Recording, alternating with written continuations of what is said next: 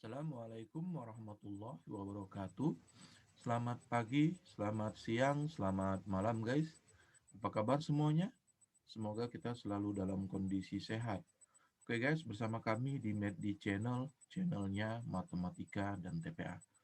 Oke guys, pada seri kombinatorika sesi yang ketiga, kita akan membahas mengenai metode pencacahan bagian yang kedua.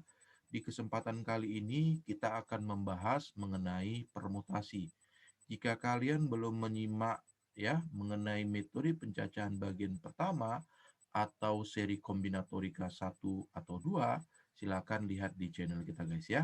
Oke, mari kita mulai penjelasannya. Oke, sebelumnya mari kita awali dengan beberapa kasus. Oke, kasus yang pertama, Ferry, Tony, dan Nina dipilih untuk posisi ketua, sekretaris, dan bendahara.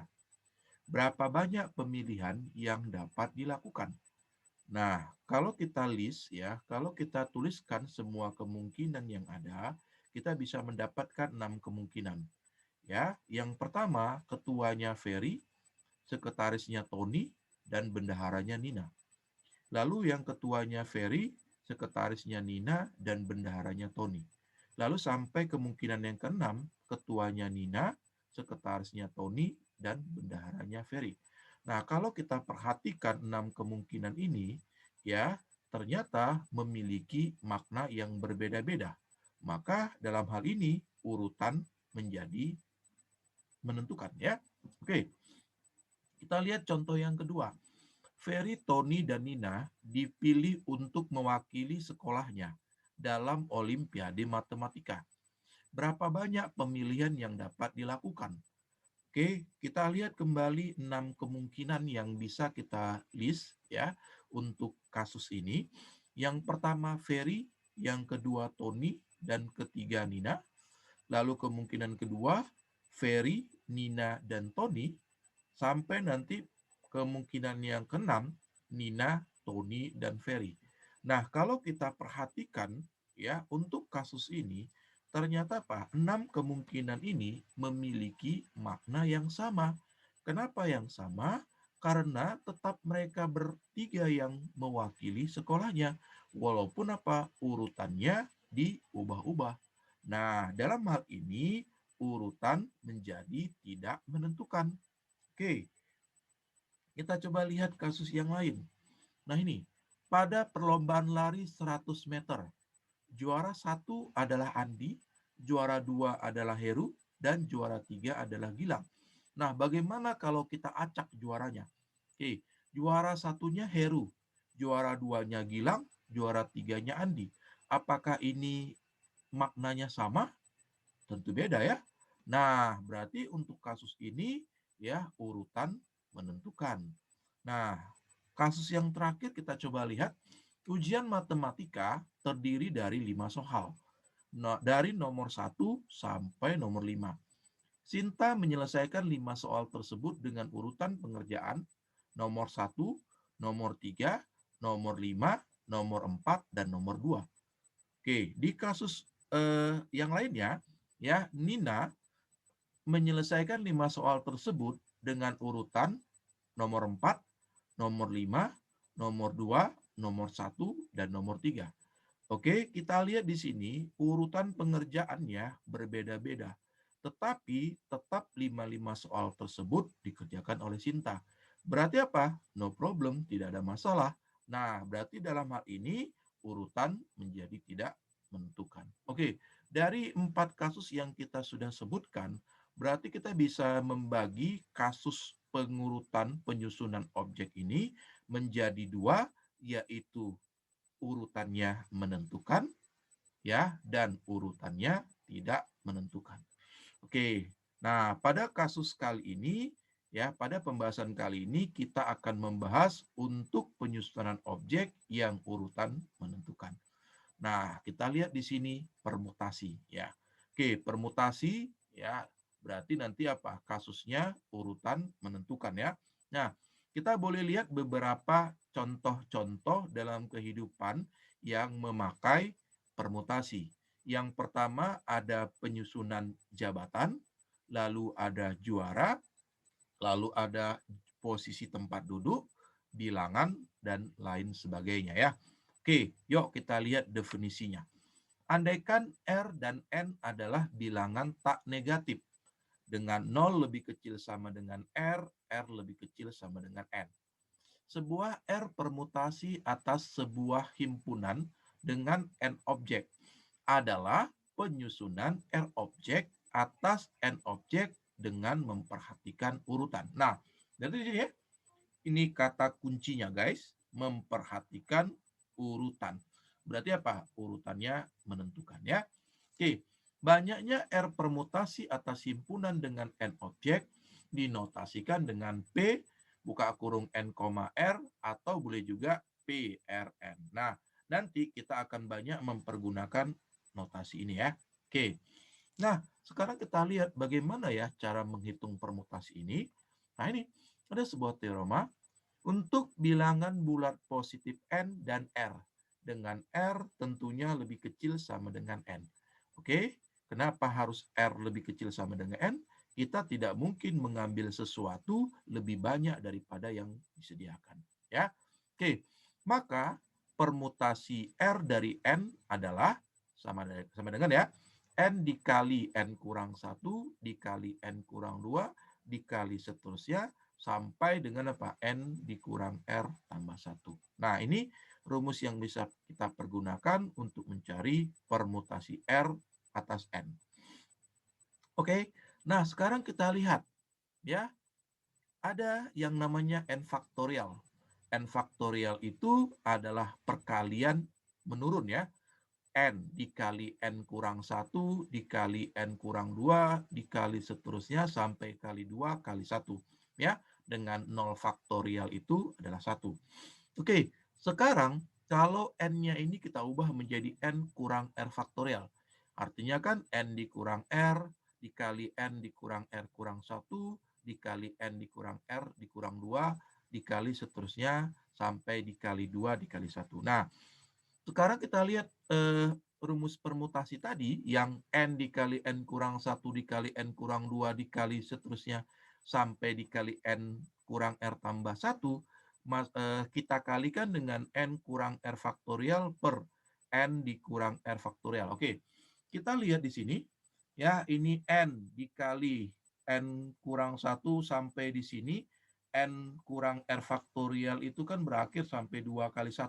Maka bagian yang di sini ya boleh kita tuliskan dia menjadi N faktorial ya, yang bagian pembaginya ya tetap. Nah, maka kita dapatkanlah persamaan yang kedua untuk mencari permutasi R atas N adalah N faktorial per N dikurang R faktorial. Nah, jadi dari sini guys, kita bisa dapatkan dua cara ya untuk menghitung permutasi. Bisa pakai yang pertama ya, perkalian langsung, atau yang kedua pakai rumus N faktorial per N dikurang R faktorial. Nah, untuk cara yang pertama ini ya, dia memiliki bentuk yang mirip dengan apa? Metode pengisian tempat. Jadi nanti ada kasus-kasus yang kita bisa langsung pakai metode pengisian tempat, atau boleh juga kita menyelesaikannya dengan apa? Permutasi. Oke? Nah, supaya lebih mudah penggunaan atau aplikasi permutasi ini, yuk kita lihat dalam contoh. Oke, di sini. Dalam suatu kepanitiaan yang terdiri dari 5 pria dan 3 wanita, ya, akan dipilih 3 orang untuk posisi ketua, sekretaris, dan bendahara. Tentukan banyak cara pemilihan tersebut dilakukan. Oke. Di sini kita lihat ya, karena yang dimintanya adalah ketua, sekretaris, dan bendahara, berarti ini cerita tentang jabatan ya. Nah, jabatan tadi adalah masalah permutasi. Kita mau milih 3 orang dari berapa orang? Ini berarti ada 8 orang ya. Oke, berarti permutasi 3 dari 8. Oke, berarti 8 faktorial per 8 dikurang 3 faktorial. 8 kurang 3 itu kan 5. Kita jabarkan saja 8 sampai 5. Berarti 8, 7, 6 kali 5 faktorial. Berarti 5 faktorialnya boleh dicoret. Berarti 8 kali 7 kali 6 ya. Sama dengan 336. Nah, bisa nggak kita pakai metode pengisian tempat? Ya bisa. Untuk mencari ya, kalau kita pakai metode pengisian tempat, kita tulis kotak kayak gini. Ini untuk ketua, ini untuk sekretaris, ini untuk bendahara. Oke, untuk memilih ketua ada berapa? Ya, seluruhnya boleh. Berarti kita isi 8. Untuk sekretaris berarti sudah 1 orang menjadi ketua, berarti tinggal 7. Bendahara karena ketua sekretaris sudah terpilih berarti tinggal 6 orang lagi. Nah, sama ya. Ya, oke. Cukup mudah ya. Kita lihat sekarang contoh yang kedua. Dalam suatu kepanitiaan yang terdiri dari 5 pria dan 3 wanita, dipilih 3 orang untuk posisi ketua, sekretaris, dan bendahara. Tentukan banyak cara pemilihan tersebut jika ketua harus pria. Nah, untuk kasus kedua ini ada penambahan syarat ya. Ketua harus pria. Nah, bagaimana kalau bersyarat? Nah, kalau bersyarat kita harus selesaikan dulu syarat yang ada. Berarti kita harus pilih dulu ketua. Ya, nah ketua itu harus pria. Berarti prianya ada 5.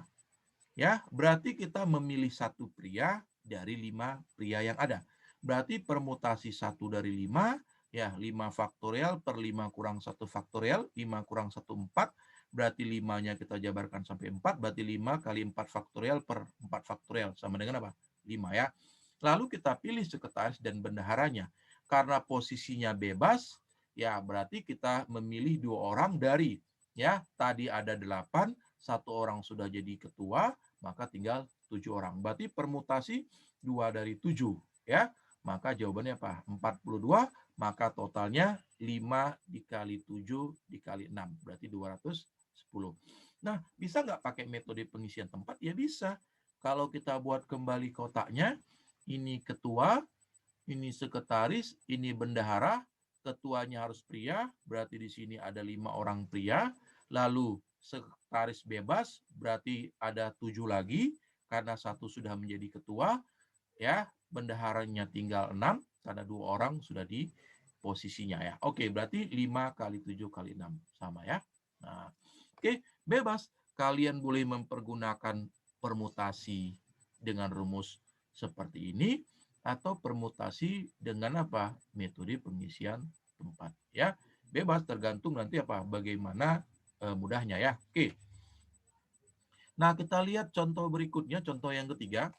8 orang terdiri dari 4 pria dan 4 wanita akan duduk dalam sebuah baris. Berapa banyak cara yang dapat dilakukan jika A. Kedua pinggir berisi baris diduduki oleh pria. Oke. Nah, karena di sini tempat duduk ya, baris berarti ini kan masalah permutasi guys ya.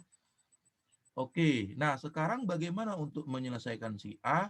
Berarti A ini kan syaratnya kedua pinggir harus diduduki pria. Oke, berarti pinggir. Pinggir itu kan ada 2 ya. Oke, pinggir itu ada 2, kiri dan kanan ya. Pinggir itu harus pria. Berarti apa? Berarti kita mau memilih 2 pria ya, dari berapa? Dari 4 pria. Oke, berarti apa? Permutasi ya, 2 dari 4. Berarti sama dengan siapa nih? 4 faktorial per 4 dikurang 2 faktorial, berarti jabarkan sampai 2 ya. 4 kali 3 kali 2 faktorial, berapa? 2 faktorial ya. Berarti apa nih? Ya, berarti 4 kali 3. Nah, lalu kita isi yang lainnya. Oke, baru tempat yang lain. Oke, tempat yang lain itu kan bebas ya, atau kursi yang lain. Oke, ini bebas. Berarti apa? Oke, karena 2 orang sudah duduk, berarti kan tinggal apa? 6 ya. Berarti kita mau milih 6 orang dari apa? Dari 6 orang juga ya. Dari 6 orang. Berarti apa? Permutasi 6 dari 6. Berarti berapa nih guys? 6 faktorial per 6 dikurang 6 faktorial, berarti 1 nih ya. Berarti 6 kali 5 kali 4 kali 3 kali 2 kali 1. Kan gitu. Nah, kalau kita pakai metode pengisian tempat gimana? Ya, kalau kita pakai metode pengisian tempat ya kita buatlah kotaknya ada 8.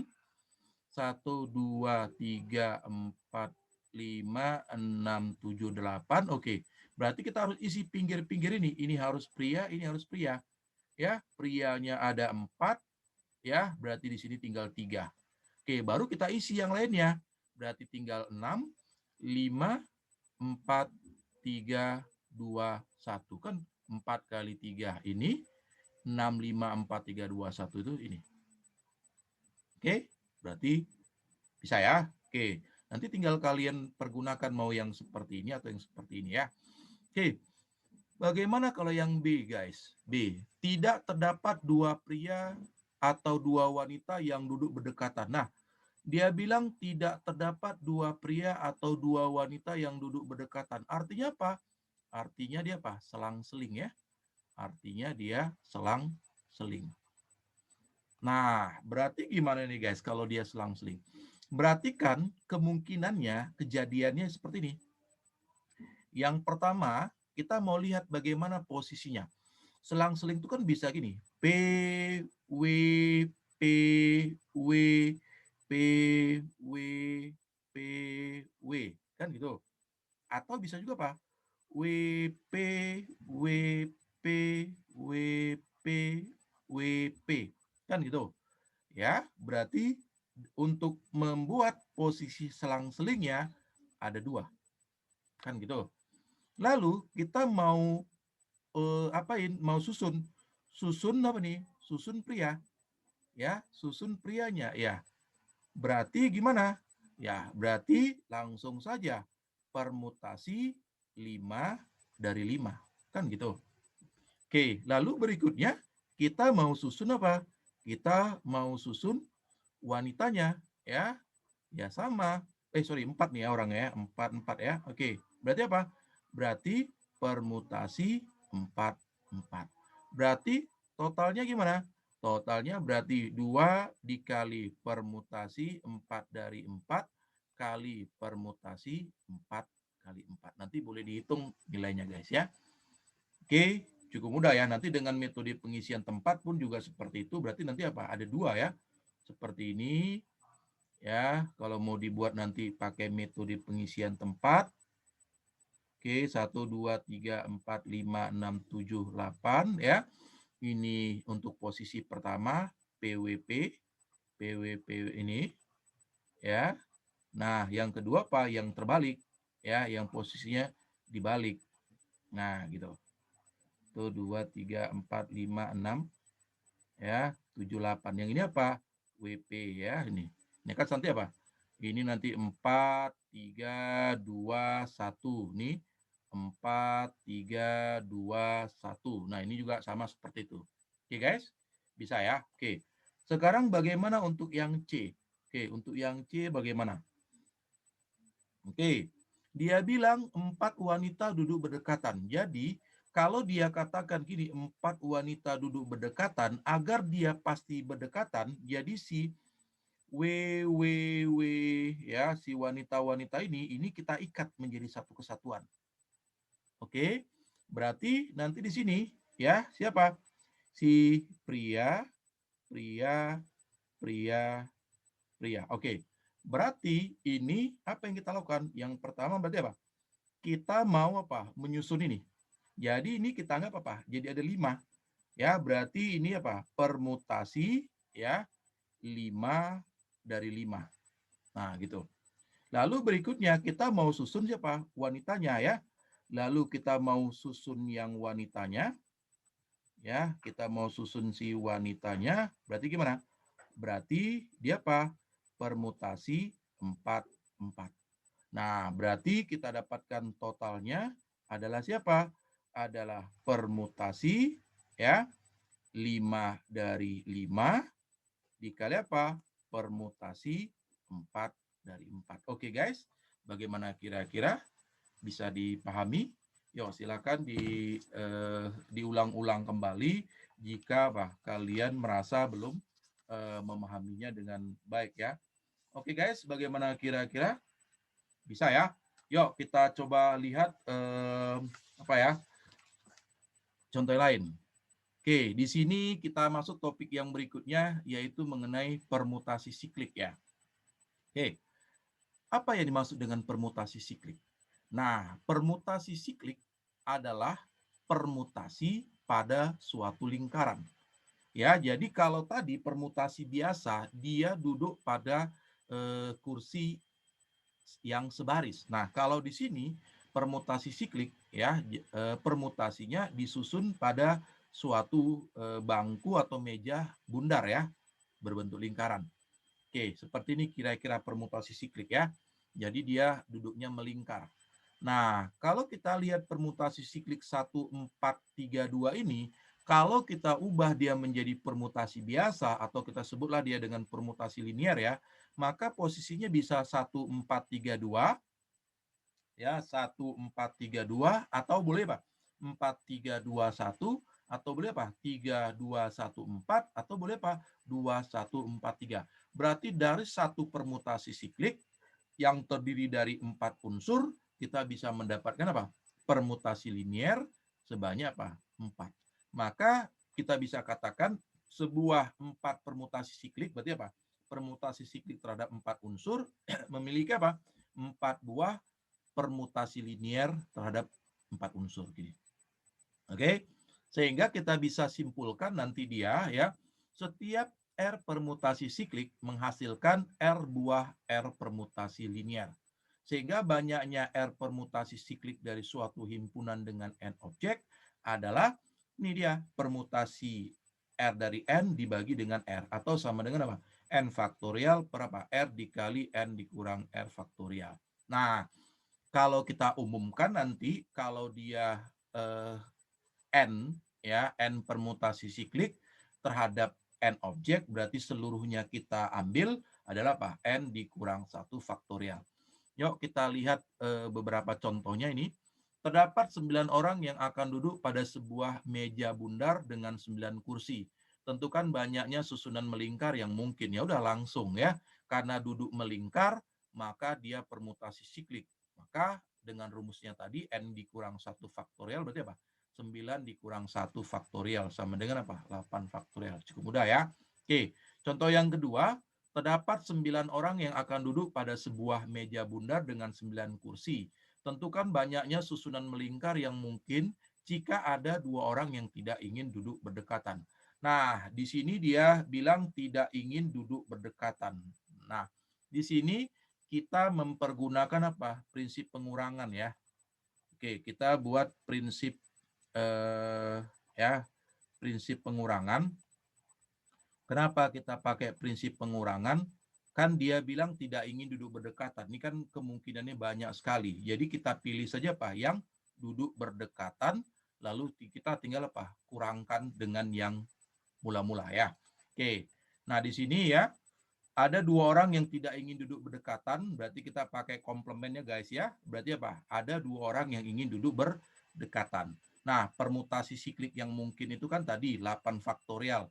Sekarang kita ingin membuat 2 orang berdekatan, berarti kita ikat dia ya. Oke, 2 orang ingin duduk berdekatan, kita ikat di sini AB.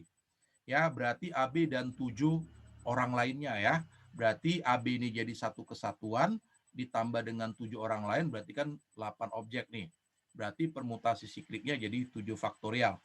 Ya, juga boleh kemungkinan kita balik jadi apa? Jadi BA ya, berarti apa? 7 faktorial juga. Maka totalnya yang kita dapatkan ya permutasi siklik ya jika ada 2 orang yang tidak ingin berdekatan ada apa? 8 faktorial dikurang 7 faktorial dikurang 7 faktorial atau boleh juga apa? 8 faktorial dikurang 2 dikali berapa? 7 faktorial ya. Sama dengan 6 dikali 7 faktorial. Oke guys, bagaimana untuk permutasi siklik? Cukup gampang ya. Oke. Nah, ini mungkin pembahasan kita mengenai metode pencacahan yang kedua, yaitu mengenai permutasi, di mana urutan menentukan. Oke guys, Sir Isaac Newton mengatakan, tidak ada penemuan hebat tercipta tanpa pertanyaan besar sebelumnya. Oke guys, terima kasih atas perhatiannya. Semoga video ini memberikan manfaat ya. Oke, tetap bersama kami di MedD Channel. Assalamualaikum warahmatullahi wabarakatuh. Tetap sehat, tetap semangat guys ya.